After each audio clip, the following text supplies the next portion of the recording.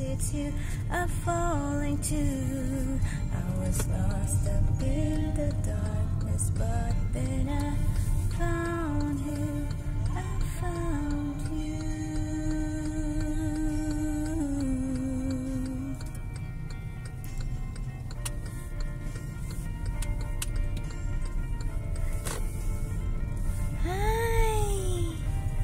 Nasa province ako, pero parang hindi naman mukhang probinsya dito.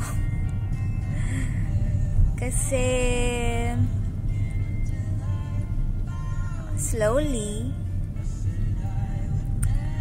ang bayan namin ay unti-unti nang nagde-develop. Ay, sana all nagde-develop. Ano, dati wala naman yung mga yan. Itong gasoline station na to, dati wala naman ganyan yan. Puro bukid yan dati. Kasi, oh. Hi, Besloy. Bahay nyo. Ayan, dati wala yan, oh. Eto, dati wala rin yan. Diyos ko, oh, ngayon, ang dami na ngayon. As, nagsusulputan na rin yung mga churches dito, yan. Dami ng mga business establishment dito. Tapos may car wash na rin. Oh, ayan, ha? Diba? May Coco Lumber hardware, ganyan. Pero dati yung mga yan, wala yung mga yan dati. Talagang masukal pa dito. Oh, diba? Tapos, yung National High School na yan, oh, diba? Unti-unti na rin talagang dinidevelop na rin. Ayan, nare-renovate, nagtatayo ng bagong building. Ngayon, 3 palapag na siya. Dati hindi. So, I guess talagang umuunlad na ang aming bayan. Lalo na doon sa susunod na bayan na pupuntahan ko. So, ayan o. Ang ganda niyan. Kaya lang usually ang tinatanim nila dyan mga tubo. Ayan o, tignan nyo. Meron pa establishment doon. Diba? Tubo yan. Ang tanim nila dyan, tubo. So, kapag nagtanim sila ng tubo dyan, yan. Siyempre, ang ganda rin. Pero parang tagal na lang hindi tinaniman tong lupa na to. Nakaganyan lang siya. Ayan. So, dun sa susunod na bayan na pupuntahan ko, tatawid tayo dun sa kabilang bayan. Kasi, meron lang akong schedule doon.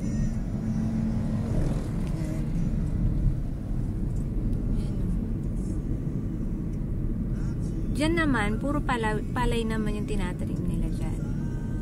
Pero hindi sila nagtanim ngayon. Siguro hindi nila naharap. Parang kahit saan, ayun, meron na naman dun. Ayun, tinatayo na naman na, ayan, meron na naman dun. Hay, nagsisulputan na rin talaga yung mga business. Business na, establishment. Gusto mag-business. Ayan, isa pa yan, sa gilid ng daan yan, highway. Hindi wala naman masyadong bahay. Ay, hindi, meron na pala. Madami na pala din dito. Pero hindi, ayan. Ganda. Siguro later on, talaga, yung pwesto na yun magbo-boom. Kasi gilid ng highway Oh, yan, Tapos may kumukuha na rin ng, mga basura. Dati wala namang ganyan.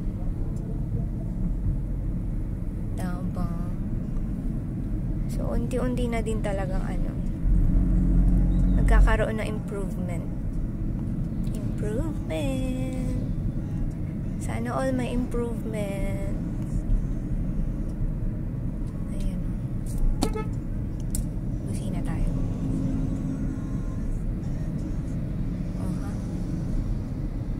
Hi sa'yo, kuya, na nag-overtake sa akin. Salamat ka, masaya ako ngayong araw na to. Hindi ko alam kung bakit masaya ako ngayong araw na to.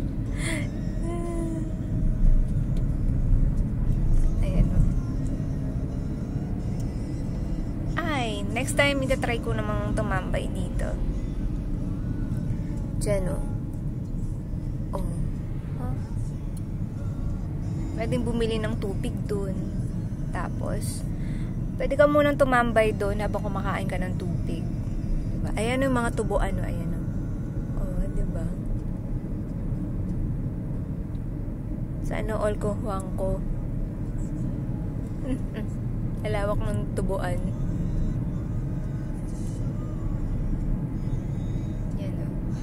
So, see you ulit later. Chika tayo ulit later. Pagdating ko dun sa kabilang bayan. Siguro, ikakat ko na tong video ko na to. Separate video na yung sa susunod na bayan. Okay? Ayan. Masarap pa rin talaga dito sa probinsya. Kaysa sa nasa city ka. Gusto ko pa rin dito talaga sa probinsya. Tsaka ayaw na rin talaga ng mga tao ng ewan ko kapag ka namamasyal ako, nagpupunta ako sa mall, konti na lang ang tao sa mall, hindi na sila masyadong fan ng mall. Maliban na lang siguro kung talaga meron silang bibilhin, ganyan. Mag-grocery sila, ganyan. Or tamang palamig lang ng konti. Pero mas gusto pa rin nila kung mamamasyal man sila, mas gusto pa rin talaga nila ng nature tripping na lang. Mas marami na yung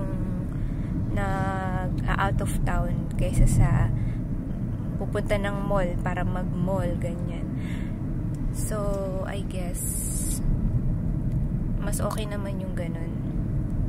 Nagiging connected na yung tao sa nature. At saka sa mas simpleng buhay siguro. Simpleng buhay ba tawag dun? Or siguro mas payapa. Mas payapa kasi kapag ka nasa probinsya ka.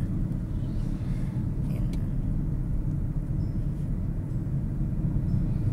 Makakasalubong mo lang usually mga tricycle, motor, ganyan. Mga nagbabike. So, yun lang. Later ulit,